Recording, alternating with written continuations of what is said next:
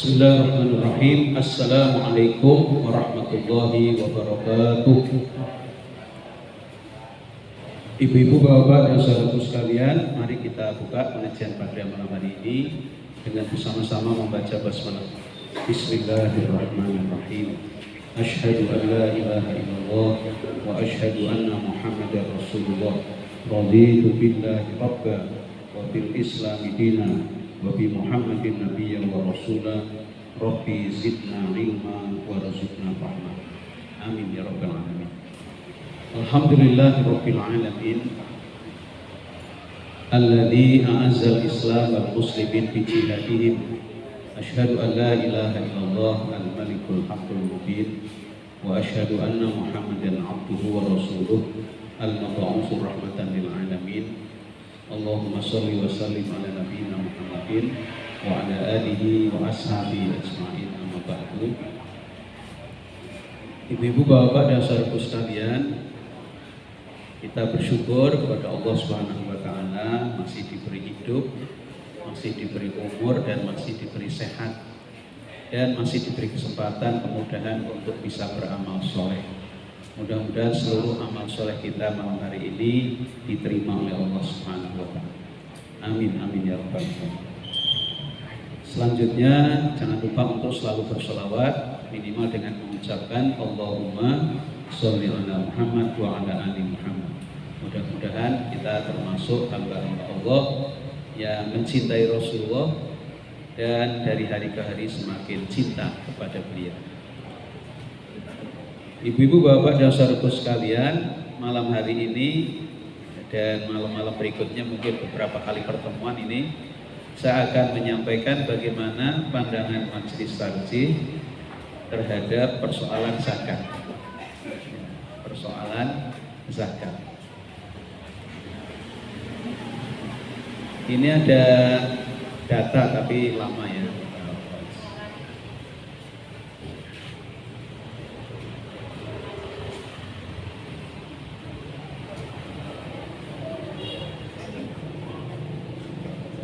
Di Malaysia jumlah penduduknya tahun 2003 itu 27 juta. Itu zakat yang terserap itu sebesar 408 juta ringgit Malaysia atau sekitar 1,06 triliun. 27 juta. Penduduknya 27 juta, zakat yang terserap itu 1,06 triliun. Sementara di negeri kita Indonesia, penduduknya yang muslim saja itu 180 juta. Berapa kali lipat? Kalau dihitung 30 berarti 6 kali lipat. Ya. Dana yang terserap 2008 itu baru 820 miliar.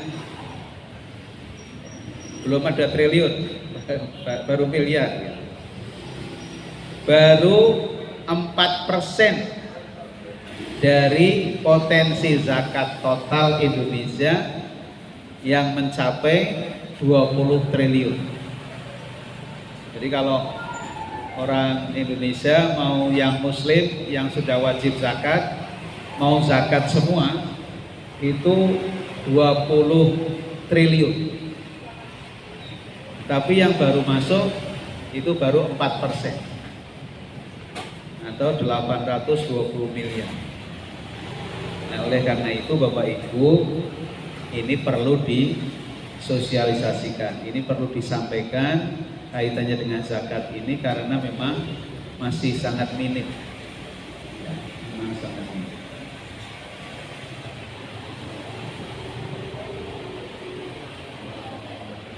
Nah, potensi zakat tahun 2010 itu sejumlah 100 triliun, naik luar biasa. Ya, dari 20 triliun 2008 2010 itu naik menjadi 100 triliun berdasarkan riset dari International Development Bank.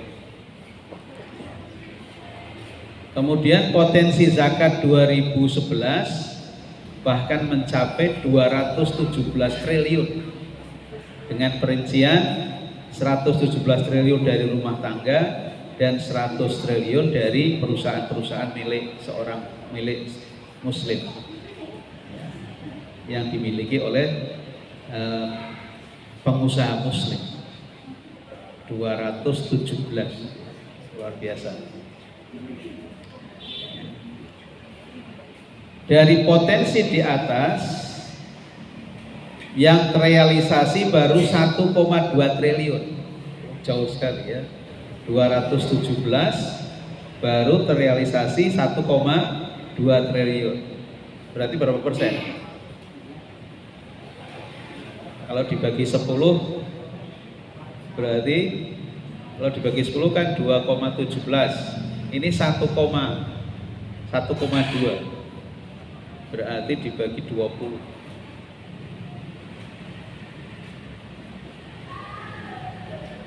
Oleh karena itu, dengan data-data ini Bapak Ibu, kesadaran umat Islam di negeri ini dalam kaitannya dengan zakat itu masih tergolong rendah.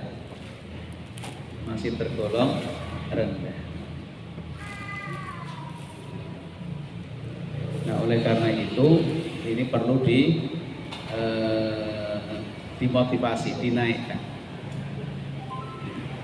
Nah, ada 6 perkiraan, 6 istilahnya 6 pemikiran penyebab dari keraguan berzakat atau belum maunya masyarakat Islam Indonesia ini berzakat. 1, zakat diartikan sebatas cukup zakat fitrah saja. Jadi masih dipahami bahwa yang namanya zakat itu zakat fitrah. Kalau zakat fitrah sudah hampir semuanya berzakat. Ya, itu yang pertama. Padahal ada zakat mal, ada zakat nanti zakat pertanian, ada zakat profesi, bahkan sampai hari ini ada zakat profesi. Karena para ulama mikirnya begini, pertanian 1 hektar keluar misalnya 17 kuintal, itu dia sudah wajib zakat. Dia sudah wajib zakat 5%. Sementara para profesional yang gajinya 1 bulan itu melebihi dari 17 kuintal tadi, tidak ada aturan zakat. Oleh karena itu, merujuk kepada pertanian itu, maka para ulama menyepakati ada zakat profesi, zakat profesi. Nanti sampai ke sana. Ini sebagai pendahuluan saja. Kemudian zakat itu khusus kalangan orang-orang kaya saja, genset dan konglomerat saja. Aslinya tidak seperti itu. Aslinya orang yang sudah mempunyai harta yang sudah mencapai nisab, ya, itu wajib mengeluarkan zakat. Nisab itu batas minimal. Batas minimal jumlah hartanya berapa, dia sudah wajib. Jadi tidak harus konglomerat, tidak harus para orang-orang kaya raya, bukan. Tidak harus begitu. Yang ketiga, hitungan zakat itu rumit. sudah cukup dengan banyak sedekah. Nah, gitu. Sudah banyak sedekah, jadi tidak perlu zakat lagi. Karena hitungannya rumit.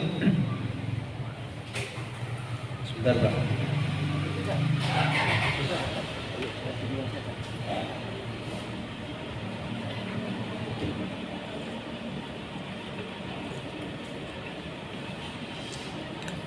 Nyamuk bisa masuk ke mulut. Jadi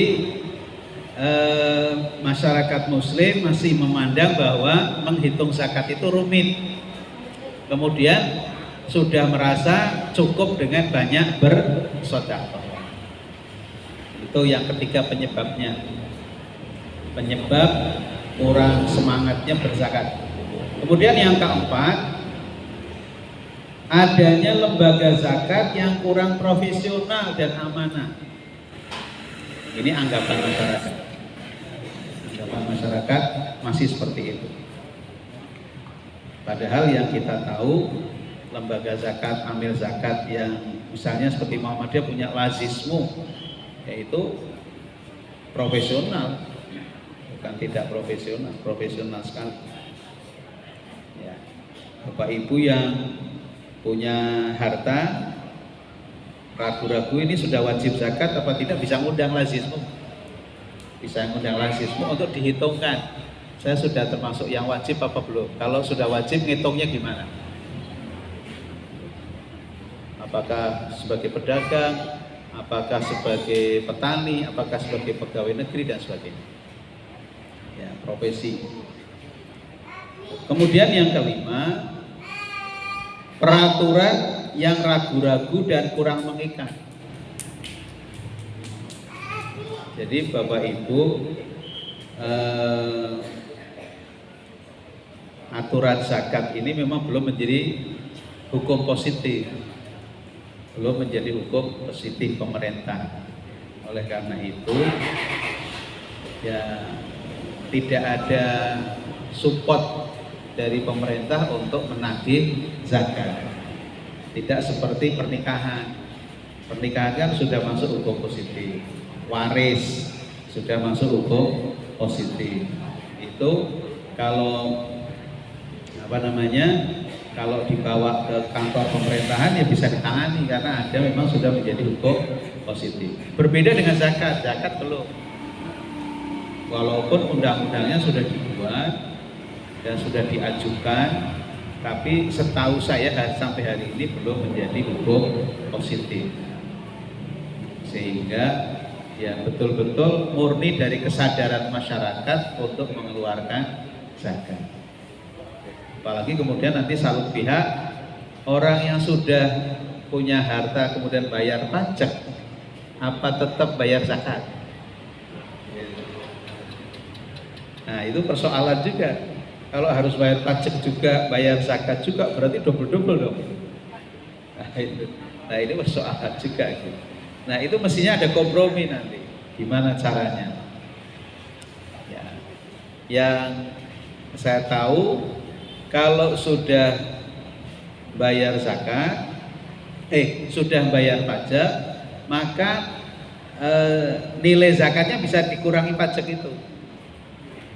Jadi misalnya bayar pajak 500.000, jumlah total zakat yang harus dikeluarkan 1 juta, maka nanti zakat yang dikeluarkan cukup 500.000, 1 juta dikurangi 500.000.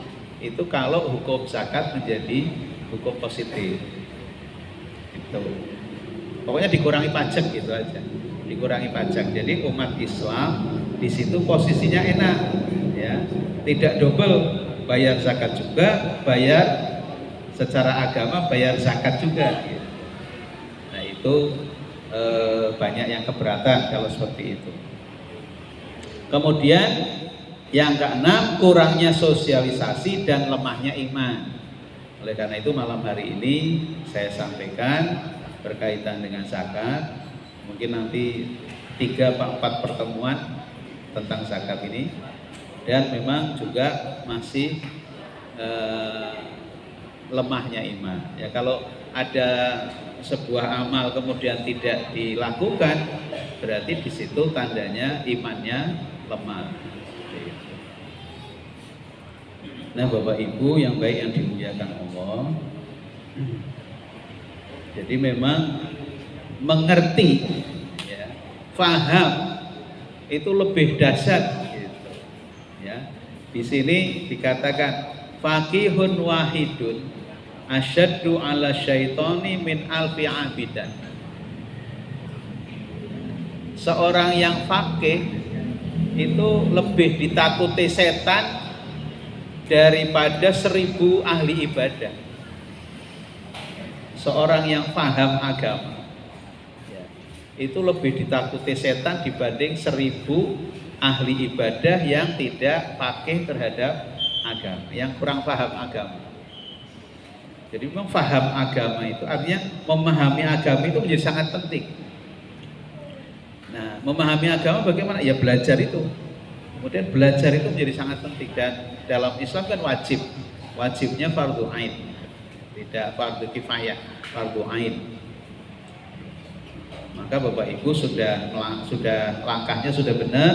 Setiap hari ngaji di Al-Ihsan, ya, kosongnya hanya 1 hari Pak Jamal, ya, kosongnya hanya 1 hari di masjid ini, luar biasa. Ya, oh minggu taksir berarti tidak ada kosong, masya Allah, full, luar biasa. Sementara masjid-masjid yang lain seminggu sekali, ada seminggu 3 kali. Ini masjid Al-Ihsan ini setiap hari, luar biasa. Nah, arahnya kemana? Supaya ini Pak, faqihun wahidun asyaddu ala syaitan min alfi abidin. Jadi satu orang yang faqih lebih dahsyat dibandingkan 1000 ahli ibadah. Lebih ditakuti setan itu. Satu orang faqih paham agama, tentu saja yang namanya paham itu sudah mengamalkan. Bukan paham kok tidak mengamalkan. Kalau ilmu agamanya banyak tapi tidak mengamalkan tuh bukan paham, bukan faqih namanya, tapi mengerti agama. Tapi kalau paham itu mengerti dan mengamalkan. Itu bedanya.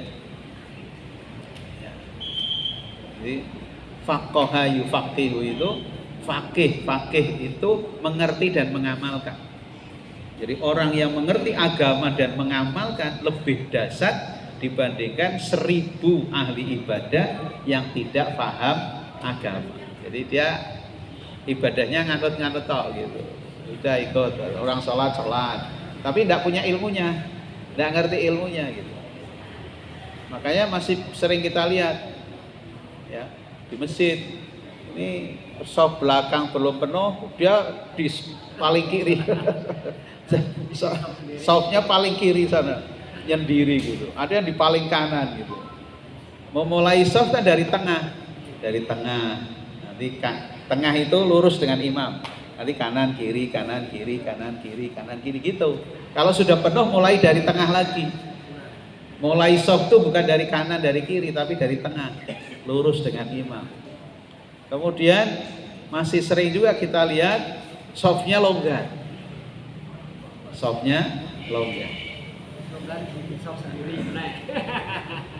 Itu ya. Mestinya bersentuhan. Kalau kita sedekap gini bersentuhan. Persoalannya kalau orang yang sebelahnya jangkung, yang sebelahnya pendek, yang nyentuh apa? Kakinya nyentuh. Seperti itu. Nyentuh itu bukan terus mentang, ya. Kata Rasulullah, mentangnya itu berapa? Kira-kira anak kambing itu masuk. Anak kambing itu masuk kalau kita berdiri sholat tuh anak kambing masuk, bukan rapet. Mentang, ya, mentangnya ya wajar saja gitu, tidak mentang sekali. Tapi memang mentangnya orang kan beda-beda. Ada yang memang berdiri itu memang mentangnya agak lebar, tidak bisa dia lebih ciut lagi gitu, lebih sempit lagi tidak bisa. Nah itu normal-normal saja. Nah sekarang kita masuk kepada bagian pertama, pengantar fikih zakat. Satu, nanti definisi, ya. objek dan sasaran zakat, sistem pembayaran zakat, etika wajib zakat. Ada 4 nih, berarti kalau 4 kali pertemuan ya mudah-mudahan selesai. Sekarang memahami definisi dan fungsi zakat. Arti kata zakat dan filosofinya. Az-zakatu al-barakatu wan nama'u wat tahuratu wat taharatu was-salahu was-saffatu syai'. Ya, jadi zakat itu an-nama, pertumbuhan, al-barakah, keberkahan, az-ziyadah, tambahan, kelebihan. Maksudnya orang yang berzakat hartanya akan tumbuh. Orang yang berzakat hartanya akan barokah. Orang yang berzakat hartanya akan bertambah. Orang yang berzakat as-sholah akan mendapatkan kebaikan. Orang yang berzakat at-toharoh hartanya akan suci. Itu yang disebutkan di dalam kitab Mujma' al-Wasit. Nah, kemudian beda zakat, infak, dan sedekah. Zakat berarti kewajiban atas harta atau kewajiban atas sejumlah harta tertentu untuk kelompok tertentu dalam waktu tertentu.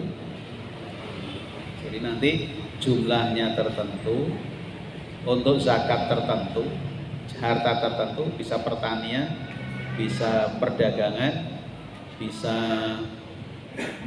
sampai rikas, ya, penemuan, ya. Bisa juga harta yang biasa. Untuk dalam waktu tertentu, waktunya 1 tahun. Kalau panen ya setiap panen. Kalau pertanian berarti setiap panen, tidak nunggu 1 tahun. 1 tahun panennya 2 kali, berarti dia zakatnya 2 kali. Seperti itu. Sementara infak adalah, infak ini ada yang wajib, ada yang sunnah kalau dalam pengertian Al-Quran. Jadi wa mimma rozaqnahum yunfikun, dan tidaklah engkau keluarkan infak dari apa yang dirizki Allah. Itu infak di situ bisa wajib, bisa sunnah. Kalau wajib dia zakat. Yang wajib, infak yang wajib itu zakat, kafarat, denda, nazar, dan lain-lain. Jadi panjenengan bernazar, maka kalau nazarnya tercapai, cita-citanya tercapai, maka nazarnya wajib dilakukan. Ya. Kafarat, denda. Ya. Ini biasanya kaitannya dengan haji. Ya. Orang yang haji, hajinya tamattu, maka terkena denda, yaitu dengan menyembelih 1 kambing. Kalau hajinya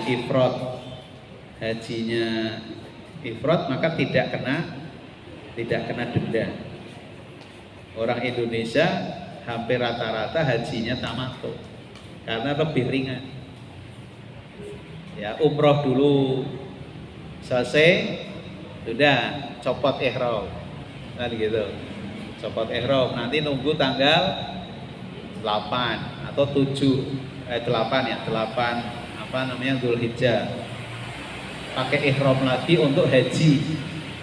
Tapi kalau hajinya bukan tamattu, sejak masuk Mekah dia harus pakai ihram sampai haji selesai. Bisa 20 hari, bisa 15 hari, tergantung masuk Mekahnya. Kalau Mekahnya mepet dengan 10 Dzulhijjah, ya bisa minimal seminggu. Ya, seminggu dia pakai ihram. Berat pakai ihram itu. Ya, larangannya banyak. Tapi kalau haji tamattu itu ringan. umroh paling 1 hari pakai pakaian ihram atau 2 hari lah maksimal.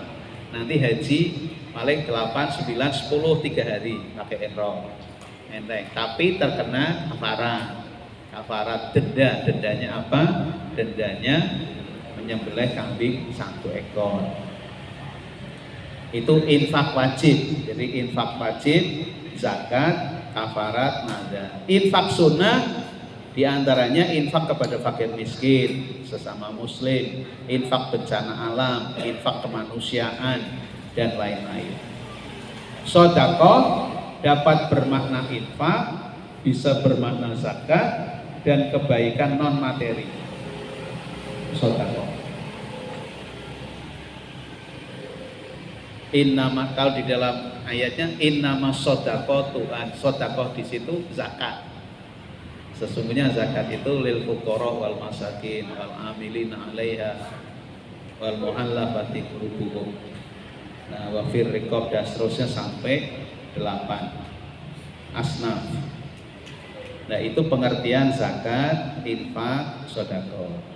Jadi zakat kewajiban atas harta yang harus dikeluarkan dari harta tertentu dengan jumlah, dengan batasan waktu tertentu. Kemudian infak bisa zakat, bisa zakat infak wajib, bisa infak sunnah. Kalau sedekah bisa bermakna infak, bisa bermakna zakat, atau kebaikan non materi atau non harta. Contoh luasnya kata sedekah. Ini dalam hadis ini. Senyummu di hadapan wajah saudaramu adalah sedekah. Amar ma'ruf dan nahi mungkar yang engkau kerjakan adalah sedekah. Engkau menunjukkan jalan orang yang tersesat juga sedekah. Engkau menuntun orang buta itu juga sedekah. Engkau menyingkirkan duri dan tulang dari jalanan yang akan membahayakan orang lain juga itu sedekah. Engkau mengisi ember saudaramu yang kosong itu juga sedekah. Jadi sedekah itu luas sekali. Sedekah itu luas sekali. Ini dari hadis riwayat Tirmidzi disahihkan oleh Albani. Nah, kemudian sampai pada dalil kewajiban zakat, yaitu surat At-Taubah ayat 3. Khudz min amwalihim shadaqah. Nah, shadaqah di sini artinya zakat. Ambillah zakat dari harta mereka guna membersihkan dan mensucikan mereka, dan berdoalah untuk mereka, sesungguhnya doamu itu menumbuhkan ketentraman jiwa bagi mereka. Allah Maha mendengar lagi Maha mengetahui. Nah, ayat ini adalah ayat perintah wajibnya zakat. Pakainya fi'il amr. Fi'il amr itu kata perintah. Khudz min amwalihim shadaqah. Ambillah. Jadi disuruh ngambil.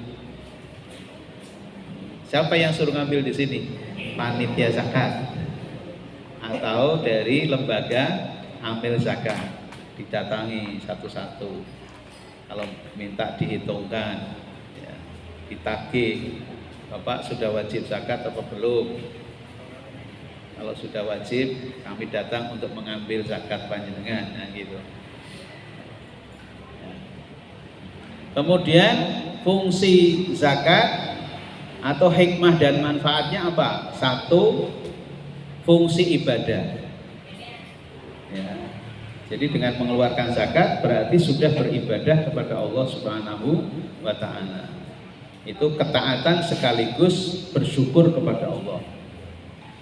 Kemudian fungsi sosial, ukhuwah dan keseimbangan, ya, menjaga persatuan sekaligus keseimbangan. Jadi jangan sampai ada yang orang sugih sekali tapi ada yang makan aja susah.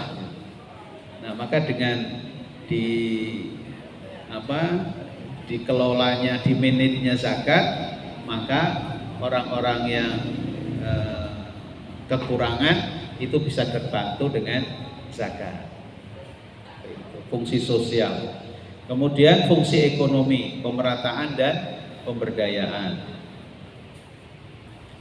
Kemudian yang keempat, fungsi pembentukan karakter mental.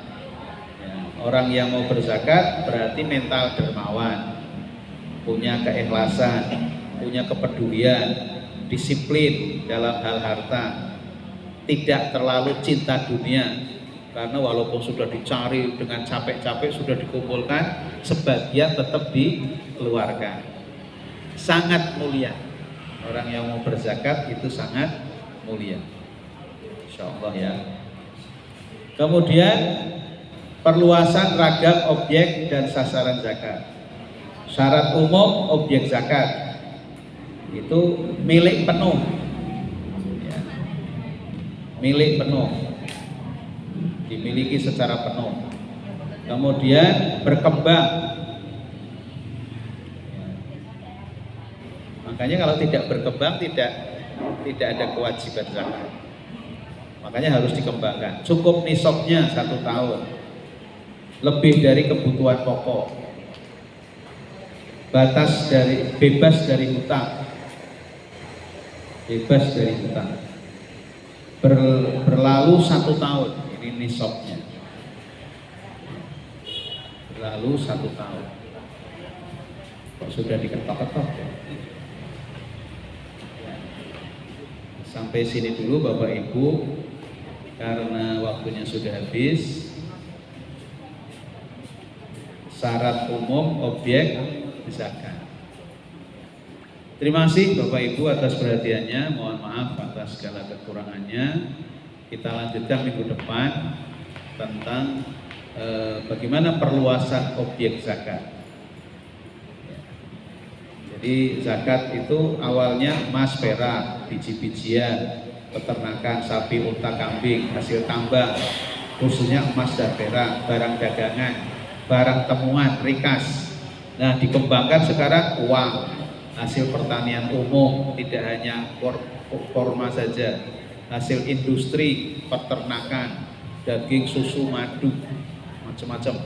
Ya, hadiah, panjenengan dapat hadiah itu juga termasuk undian, komisi, itu masuk nanti harus dikeluarkan zakatnya dengan syarat tertentu. Saya kira itu. Mari kita tutup dengan hamdalah dan doa kafaratul majlis. Alhamdulillahirabbil alamin. Subhanakallahumma wa bihamdika asyhadu an la ilaha illa anta astaghfiruka wa atubu ilaik. Wassalamualaikum warahmatullahi wabarakatuh.